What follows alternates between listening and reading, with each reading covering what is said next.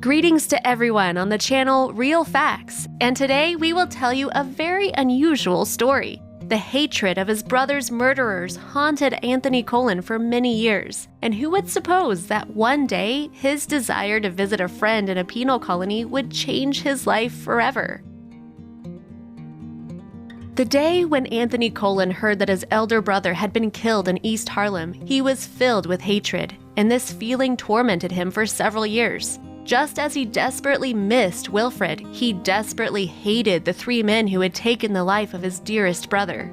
"I have lived with this feeling for 10 years, he said. But one day, Anthony went to visit his friend at a penal colony, and this meeting completely changed his life. At that time, more than 10 years had passed. He was married, he had become a father of 2 kids, and he began to go to church. That day in prison, he saw Michael Rowe, one of the guys who had killed his brother. Rowe saw him and was scared. Most likely at that moment he thought that Anthony would hit him with his fists. He realized his guilt and could not forgive himself for killing another person. But imagine Rowe's surprise when Colon approached him and said, "Brother, I forgave you a long time ago and asked for this meeting." And as it turned out later, that meeting changed the lives of both men. Being in prison, Rowe married a girl whom he had met before he was arrested, and they had 3 kids. He desperately wanted to bring up their children with his wife, even despite his sentence of 20 years in prison.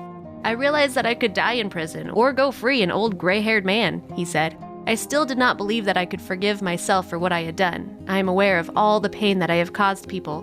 In prison, Rowe started studying and even received a bachelor's degree and then a master's degree at the Correspondence University. On the day he received his master's degree, Colon surprised Rowe even more. He came and gave his university graduation cape to Rowe to put on. He also came to the meeting in court where Rowe's fate was being decided. Since then, Colon regularly visited the man who had killed his brother.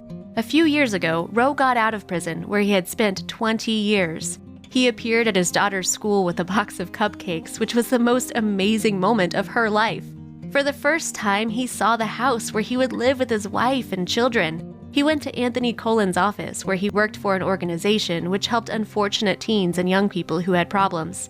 "Each of us has our own destiny," Rowe said when he was sitting next to Colon. Those men even became friends, and now they meet and talk on different topics very often, and their families are friends. Rowe is trying to adapt to normal life. Mobile phones surprise him, and he also noticed the changes of the region where he grew up, started using drugs, killed a person, and went to prison at the age of 15. Anthony helps him adapt to everyday life and learn to make daily decisions. He also helps him see and understand this other life outside of prison and outside the pain that they both had to endure. Some could say the man is wrong for helping the killer of his brother, and some support his act of great forgiveness. Write your opinions. Do you think Anthony did the right thing when he forgave the murderer of his brother or not? What is your point of view? It would be interesting to know.